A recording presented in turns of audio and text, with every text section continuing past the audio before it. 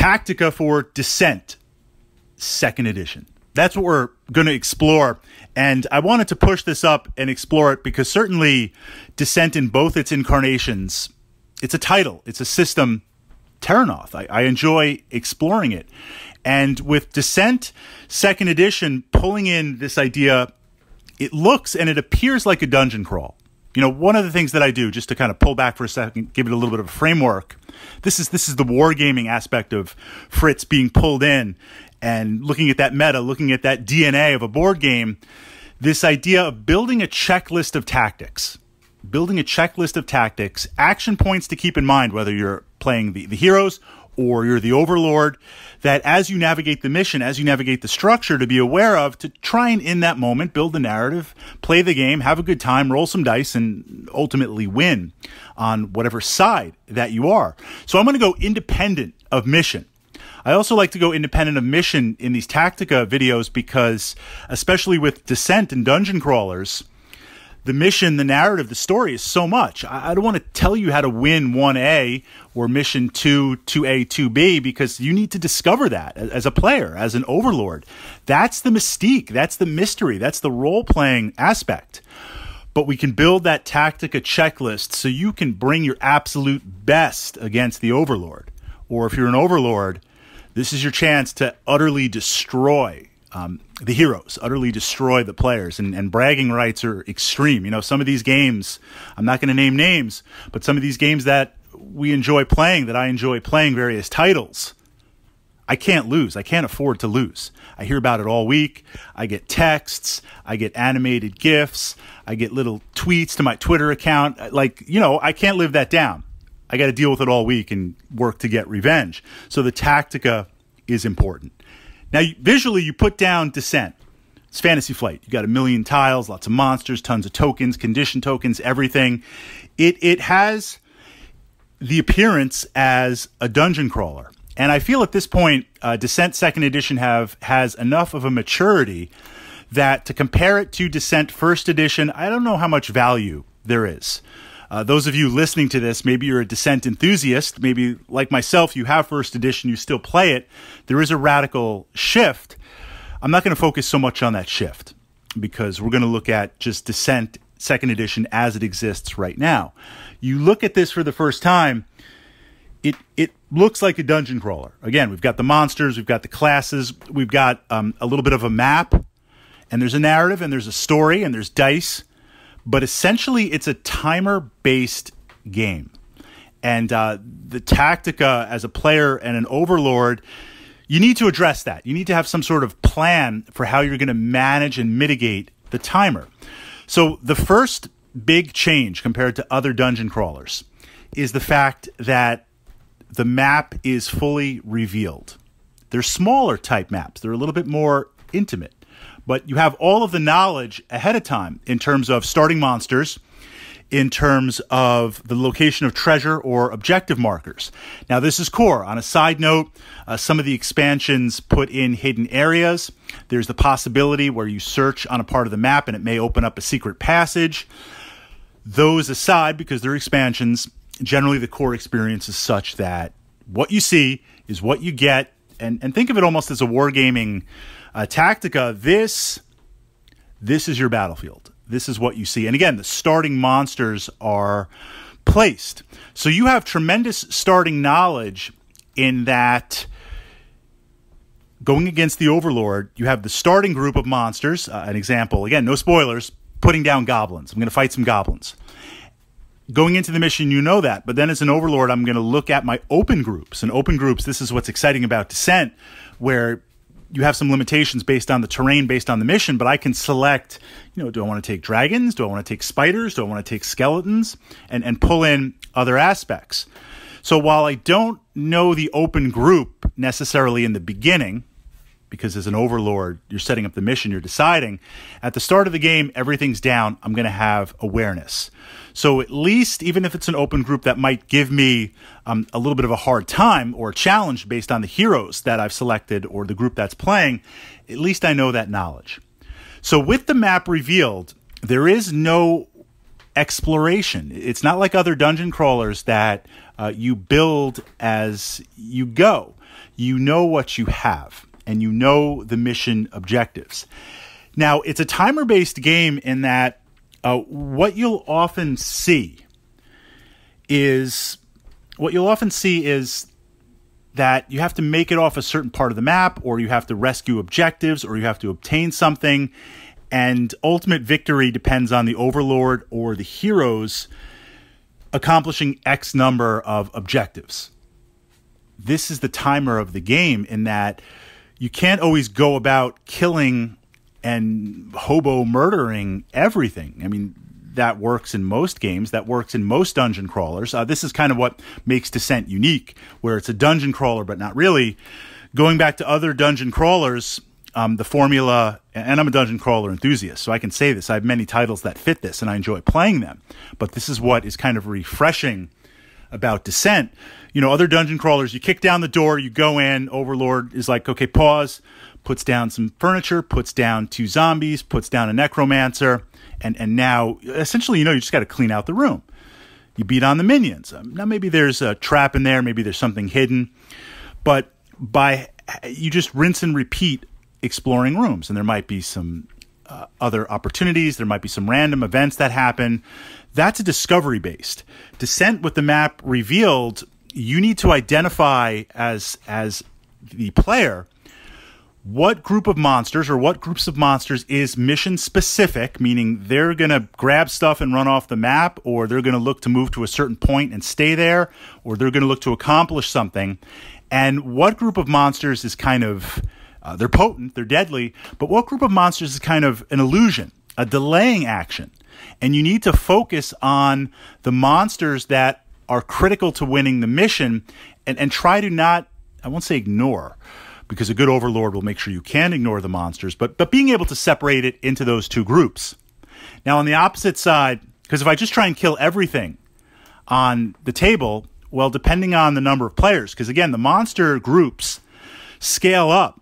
So it's not like, look, there's 6 monsters and I've got 1 player or 2 players. But if I take 4 players or 5 players, I still have 6 monsters. No, it scales. So it's not necessarily realistic to kill everything. And before we even get into that, even as you level up and get cards and get items, you know, it is a dice-based game. It is a dice-based game. So you're not always going to hit. You're not always going to do the damage. The Overlord is going to block, not to mention the Overlord cards that might augment things and play things. I mean, there's a lot of variables. That's what makes it exciting. So from the perspective of the players, identifying that. From the perspective of the Overlord, it's almost like, now it depends on the monsters that you take and play with. And this is what has massive replayability and what attracts me to the game as an Overlord is the fact, the open groups. We can pull in maybe a conversion kit from first edition. We can pull in some of the expansions where even if I'm not using expansion content, expansion campaigns and missions, I can pull in those monsters as open groups. So you have some choices, you know, really big, powerful monsters. You know, if there's a dragon, I'm playing a dragon. If I can play a dragon, I'm playing a dragon. But at the same time, smaller monsters kind of have value. There was, I was playing the Overlord, and I was utilizing some big monsters. This was Act 2, utilizing bigger monsters, and the party was pretty powerful. They were able to smack down my dragons. Now I was going to play them anyway, but what worked better when we replayed the mission was as open groups, just taking giant spiders as fodder, shutting down the movement. Because remember, again, it's a revealed map. And the maps are very intimate. They're a little bit small. They're dungeon-esque. They're wilderness-esque. You've got corridors. You've got open rooms. You've got narrow passageways. If I block off a passageway with a dragon and 2 adventurers run up and thump it, there's this idea that you can only kill so much a turn. Overkill doesn't spill over. So you come up with a hero, you got 2 actions, thump, thump, you kill the dragon, I'm dead. Now you're open to go. Yes, I'm going to get reinforcements, but that dragon might spawn a little bit away, you're quicker. But if I take 4 giant spiders, and block off an area 2 and 2, you come up to 2 spiders, you got your actions, thump, thump, you kill 2, you know, assuming you roll well. And I don't play an Overlord card, well, there's still 2 spiders blocking. So this idea based on the power level of the party and the map, sometimes you don't always want a really powerful monster. And again, I do really have to avoid that temptation, because if you watch me play Descent, you're like, Fritz, you're loading up on all the big ones. Like, yes, I realize that for the narrative. I like to make the dragon noises and do all that type of stuff. But tactically, being able to look and build that checklist. So at least if you ignore the checklist, you know it. When I ignore the Tactica checklist, I know it. But it also depends on the mission and the party, because there are times, and I can't give an exact example because it depends on the composition of the party. Okay, let's look at a good example. You might take a ranged character, and let's say that ranged character is either magic or missile weapons, a bow. And the mission objective might mean I have highly mobile and fast monsters that are going to grab something and look to run off the map, or grab something and redistribute. So really, they're going to come into potential removal or potential damage as soon as you come into range, as opposed to a close combat character that has to get up there. If I can take a powerful monster, this is where the script gets kind of flipped, why you need to have that checklist. If I take a powerful monster, I take a dragon, and I know that dragon is going to get killed very fast. But if I can keep that dragon back a number of spaces, so you're going to move forward, then I'll move forward and I'll nail you. If I focus on the ranged character, if I see in the party there's only one ranged character, I'll trade that dragon for the ranged character. I can't kill you, but I can knock you down, load you up on hearts, load you up on fatigue, and now force you, when it's your next turn, to stand up and regenerate. Force the other players to maybe aid. Force you to burn some magic items. What this means is now I'm not necessarily in range the next turn. Those elements in my monster groups that are part of the mission, I've bought myself another turn before I come under fire. So it's not always about killing. It's also about blocking. It's also about delaying. And this is kind of the mastermind of the Overlord, which I find interesting. Not that I ever really feel guilty. Warhammer 40,000, I play Tyranids. That's a sci-fi game, space bugs. Just you send tons and tons of space bugs, think Starship Troopers, at your opponent. I mean, killing thousands of space bugs. Doesn't matter. That's where the game is. Same thing with Descent. As the Overlord, you just send your minions out. I mean, it's a good thing they always listen for some reason. You just send them out, and they're disposable. So if you lose them, that's fine. It's about damage. It's about delaying. It's about blocking. Things get very, very, very tactical. And then the finer layer, of course, is the Overlord cards. Looking in that moment, and this is, I'm going to make a note for a second Tactica if you guys are interested in it, the randomness of Descent.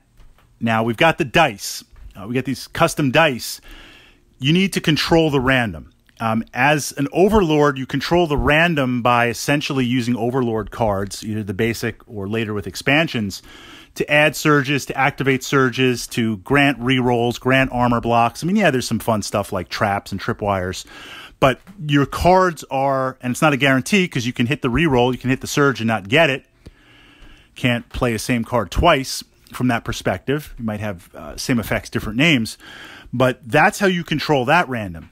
How you control the random as a player, as a hero, yes, there's some characters that as they level, based on the career path, they get rerolls. But you control the random as a player by stacking more and more dice, by being able to get more and more hearts, to cause damage, or more and more armor blocking. So it's your base dice plus whatever else I can add, tap a fatigue and add +3 hearts. Tap this, get an automatic surge. That's how you control the random, not so much rerolls as a player, but augmenting. So that's the Tactica checklist. I mean, it has the appearance of a dungeon crawler, and it has the best elements of being a dungeon crawler.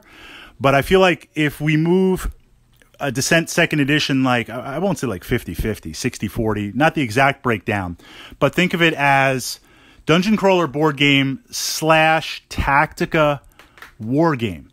You approach it from that, you will become a deadly Overlord, or you will become an excellent, excellent player.